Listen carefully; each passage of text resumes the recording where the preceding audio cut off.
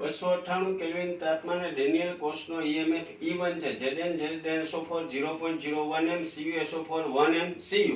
જો ZnSO4 ના દ્રાવણની સાંદ્રતા 1 મોલર અને CuSO4 0.01 કરવામાં આવે તો તેનો EMF E2 થાય. તો E1 E2 વચ્ચે સંબંધ શું? મિત્રો ડેનિયલ કોષો એટલે વિચારી લ્યો કે E બરાબર E સેલ બરાબર E અંશ of cell minus 0.059 upon 2 log anode upon cathode. Anode E1 માટે વિચારીએ તો 0.01 છેદમાં 1 એનો મતલબ 10 ની -2 ઘાત -2 અહીં આવે એટલે E અંશ ઓફ સેલ પ્લસ મૂલ્ય થશે એટલે E1 બરાબર E અંશ ઓફ સેલ વત્તા આટલું બધું મૂલ્ય થશે.